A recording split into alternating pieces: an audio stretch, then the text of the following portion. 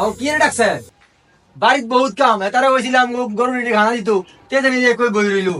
ভাই কাম আছে যাই কি নিয়ে খবর দিছেন কোন আমরা সবাই এনে আছি আজ বাদে কাল কোরবানি সবার গরু কিনা শেষ একটা বিষয় বাকি রয়েছে এটা হলো ইমাম সাহেবের বিষয় ইমাম সাহেবের আবার কি বিষয় মাতবর সাই কোন সাই একটু শুনি আমরা সবাই এনে উপস্থিত আছি ইমাম সাহেব যে গরু কোরবানি দিব এটা একটা হাদিয়ার ব্যাপার আছে না হাদিয়া দিতে হইব না এই হাদিয়ার ব্যাপারে কথাটা আর কি আজকে মসজিদের ইমাম সাহেব ব্যাপারে তোমরা আলাপ লাগে খবর দিছো হুজুরের সকালে নাস্তা খাওয়াই এরপরে 3 বেলা ভাত ছোট টিফিন বাড়ি দেওয়া না বড় এক টিফিন বাড়ি কিনছে এটা ঘুরিয়ে দেওয়া লাগে এরপরে আবার মাস শেষে বেতন দেই কম না 4,000 এরপরে মিলা টিলাট আছে এমনি তো মানুষ টানুষ মহলে সাবা খতম এই খতম এই খতম বহুত হুজুরের হাত দিয়া পড়ে এখন চুরি দিয়ে ফুট দিব গরু গলা দূর এর মধ্যে আবার হাত দিয়া ধরা লাগে হ মাতবর হুজুরে 3 বেলা খানা দেই মাস শেষে বেতন দেই গরু কুদ্দু জব করবো এরপরে আবার কি হাত দিয়ে দেওয়া লাগবো বুঝি মাতবর সবকিছুর মধ্যে আমার মনে করেন যে আপনার আলগা একটা ইনকাম লাগে এখন আলগা ইনকাম যে লাগে এখন হুজুরের বেলা আর বাদ দিয়া লাভ নাই ধরেন প্রতি গরু প্রতি দরকার 100 টাকা করে দেন সমস্যা নাই জব করলে 100 টাকা করে দিয়ে দেন যতটা জব করবো এত টাকা দিয়ে দেন সমস্যা নাই ঠিক আছে গরু প্রতি 100 টাকা করে হাতে দিয়ে দিয়েন হ্যাঁ মাতবর টিয়ার কথা যেহেতু উঠছে তাহলে 100 টাকা কম হয়ে যায় তাহলে আমরা গরু প্রতি 200 টাকা করে ধরি নাকি আর টপর টপর যে করো তোমার টিয়া বেশি হয়ে গেছে কা তো তুমি দিয়ে দাও 200 টাকা করে তুমি ব্যাগটা 10টা গরু টিয়া দিয়ে দাও এমনি কি কম হয় 1,000 টিয়া 10টা গরু জব করলে আমার তো 2 লাখ একজন মেলা টিয়া 2 দিন কামের টিয়া মনেন মাতবর 100 টাকা করে আমরা সবাই কইছি বুড়ান মিয়া কয় 200 টাকা করে তো 200 টাকা করে আমার দেওয়ার দরকার নাই বুড়ান মিয়া যখন জমিদার হয়ে গেছে বুড়ান মিয়ারে কোন দিয়া দিত তবে আমি আপনার কথাটা জানাই দাও শোনেন মিয়া ভাইরা আমরা এক একটা গরু কোরবানি দিতেছি 1.5 লাখ টাকা করে হাসিল দিতেছি 2-3 হাজার টাকা করে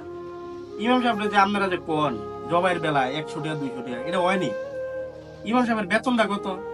6,000 টাকা বেতন দিই আমরা এও থাকে অনেকের 6 মাস 8 মাস 10 মাস বাকি আও ফয়সাল মিয়া তুমি মাস শেষে কত টাকা খরচ করো তোমার ব্যক্তিগত এই যে দোয়ান বাড়ি শুনেন পোলা 2টা আছে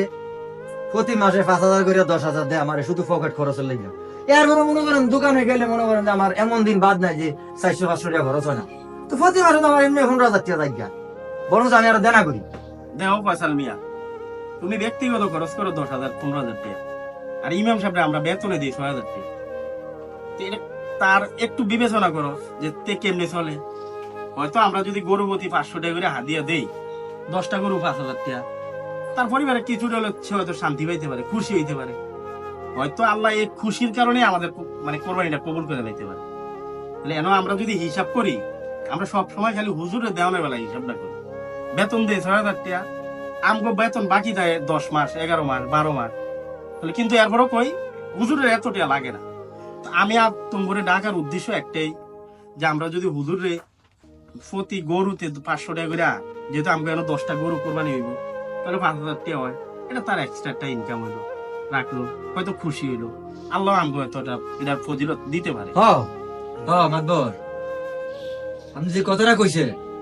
দেখলাম বাগদা প্রতি মাসে তো মনে করেন মেলা টাকা বাড়ায় চাই দেখা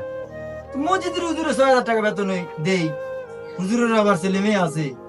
সংসার চলতে মনে করেন যে হাট হয়ে যায় আসলে আপনি যে আমার কথাটা কইছে আমি তো এই কথাটা মনে করেন যে ব্রেনে ঢুকাইছি কথা তো সত্য হুজুরের বেলা হইলে আমার সব ষোলো না হিসাব বাড়ি যায় তো যাক আপনার কথায় রাখলাম ও গরু প্রতি 500 টাকা তবে হুজুরের 2 কেজি করে গোস্ত দিয়ে দিন প্রতি গরুর থেকে হুজুরের ছেলেবেলে রাখাইয়া দোয়া করুন হ্যাঁ মাতবর ফয়সাল ভাই যে কথাটা কইছে